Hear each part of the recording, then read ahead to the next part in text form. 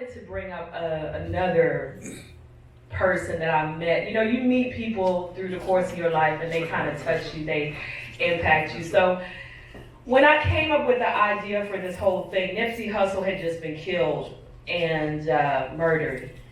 And it hurt my soul so badly. Because when I looked at him, I didn't just see him, I saw my son. Because my son was shot and he lived. And I was so hurt that somebody was taken from our community, but I was so hurt also that we chose to honor this man when he was dead and gone. And he couldn't experience it. And I said, you know what? I want to honor the black men that are around us now, the ones that are making an impact now. And so when I came up with the categories of artist and entrepreneur and, you know, educator, there was another category, and it was basically community service activist, somebody who's doing something in the community. And not one nomination came in for that category, and that pissed me off.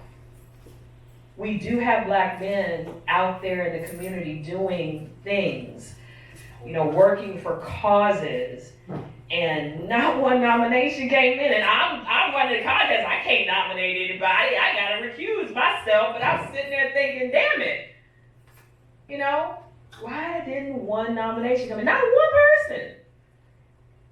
You know, and that bothered me. And so I just felt like that was just ridiculous and it was just inexcusable. And so I want to bring up this gentleman because I decided he had touched my life. I've seen him every time I go out networking, it seems like he's there at the shrine, at the Buffalo Soldiers Museum. He's running different outreaches to people with records and saying, hey, you can get your record expunged. There are people who will help you. There are people who give you education. There are job training services. You know, you can come back from incarceration. You can come back from, you know, having a charge on you. It's not the end of the world. It's not the end of your life. And he's written books and he speaks and he's everywhere.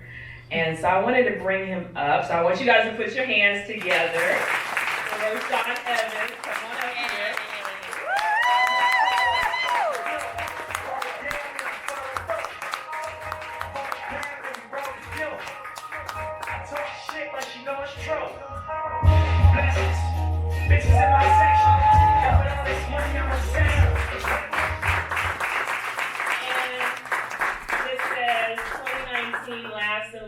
Luminous activist. So I'm giving this to him. You see the stars above his head. He's reaching for the stars and he is trying to make a difference in our community. And so I wanted to give this to him. Yeah. And I wanted him to say whatever he wants.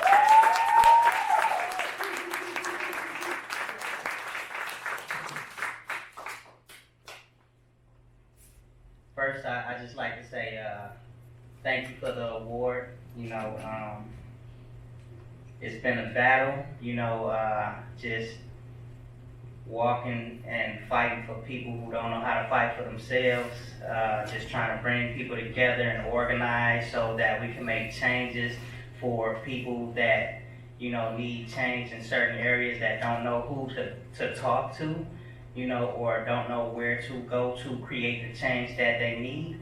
And like I said, it's a battle. It seems like a never-ending battle, but I know one day it can be won, and I will not take my boxing gloves off, and I will continue to fight until there is no more fighting. And once again, I just like to say thank you.